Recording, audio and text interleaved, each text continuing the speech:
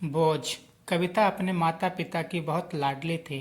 3 बड़े भाइयों की बहन थी। कोई भी चीज़ मांगने पर उसी वक्त सामने हाजिर हो जाती। पूरे घर में रौब था उसका। पूरे परिवार और नौकरों पर राजकुमारी की तरह हुक्म चलाती थी कविता। स्कूल में भी पूरा रौब था उसका। बड़े घर की लाडली जो थी वह। ऐसे ही उसने कॉलेज में दाखिला लिया। उसके ठाट बाट, बड़ी गाड़ी में आना जाना, हर दिन नया फैशन देखकर हर कोई उससे दोस्ती करना चाहता था। थोड़े ही दिनों में उसके बहुत से दोस्त बन गए। पूरे कॉलेज में उसकी अपनी ही एक पहचान थी। इन दिनों उसके घर एक रिश्ता आया। खानदानी लोग थे और पापा की पुरानी जान पहचान की थी उनके साथ। कविता के साथ कोई ज़बरदस्ती नहीं थी, पर कविता ने फिर भी हाँ कर दी, क्योंकि वह अपने परिवार से बहुत प्यार करती थी। वह जानती थी कि वह लोग उसका अच्छा ही सोचेंगे। लड़के का नाम राज था। राज काफ़ी पढ़ा लिखा और समझदार लड़का था। ससुराल वाले भी बहुत अच्छे थे। ससुराल में कविता की जगह वैसी ही थी जैसे कि मायके में। कोई भी कार्य कविता की सलाह के बिना नहीं होता था। सबकी लाडली बहू बन गई थी वह। फिर उसके घर एक बेटे का जन्म हुआ। राहुल कविता को जान से प्यारा था। पोता पाकर ससुराल वाले तो फूले नहीं समाते थे।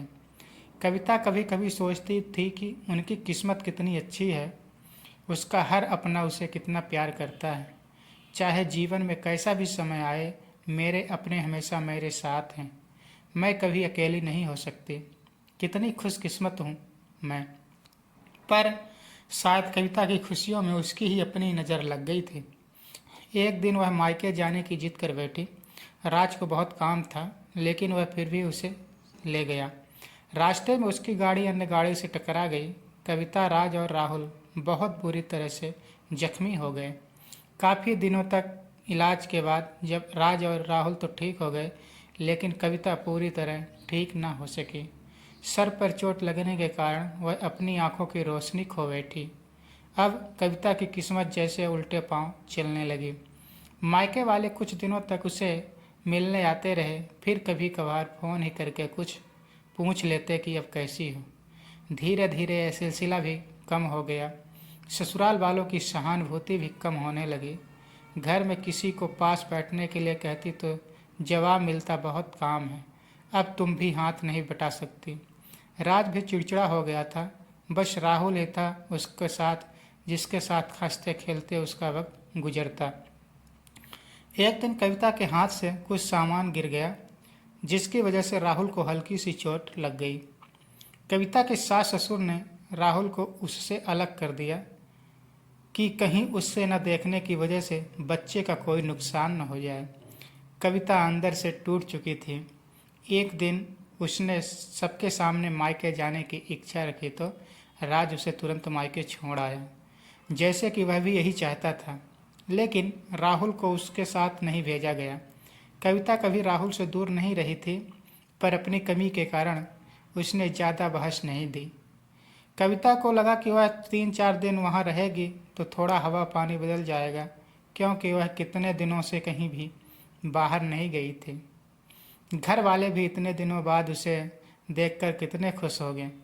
कविता के घर पहुँचने पर सब लोग बहुत खुश हुए। खाने में सब कुछ कविता की पसंद का ही बना था। उसने अपने मम्मी पापा और भाई भाभीियों के दिल खोल कर बातें की। उसके छोटे छोटे बच्चे भी बुआ के साथ घुल मिल गए थे। रात को सोने के वक्त जब वह कपड़े बदलने लगी तो उसे पता चला कि उसका बैग तो बहुत भरा हुआ था। वह सब समझ गई। वह बहुत उदास हो गई।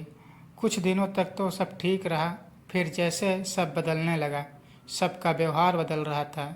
सब लोग जैसे थक चुके थे उससे। सब लोग घुमा फिरा कर भी पूछने लगे कि राज कब आ रहा है उसे ले जाने। वह बहाना बना देती, जबकि वह जानती थी कि उस घर में अब उसके लिए कोई जगह नहीं है। कविता के चलते वक्त कुछ न कुछ नुकसान हो जाता। थोड़ी बहुत टोका टाकी उसे सुनाई देती, वह टाल देती। एक दिन उसके हाथ से लग कर एक कीमती फूलदान टूट गया।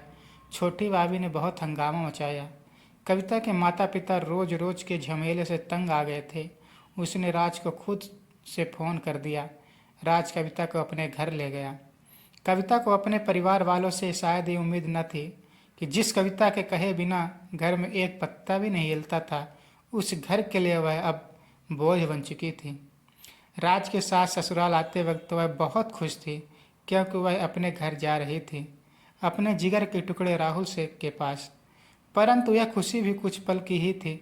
सारा बंदोबस्त पहले ही किया हुआ था। कविता को सीधे ऊपर वाले कमरे में पहुंचा दिया गया।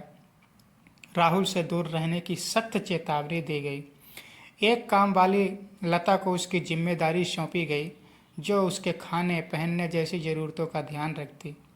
कविता ज़्यादातर चुप ही रहती, कभी कभी काम वाली लता से थोड़ा बतिया लेती थी। उसके जरिए राहुल का पता चल जाता था। सबकी लाडली बेटी और बहू सबके लिए लाडली से बोझ बन चुकी थी। ऐसे ही और नई कहानियों के लिए हमारे चैनल को सब्सक्राइब करें, वीडियो को लाइक करें और शेयर करें। धन्यवाद।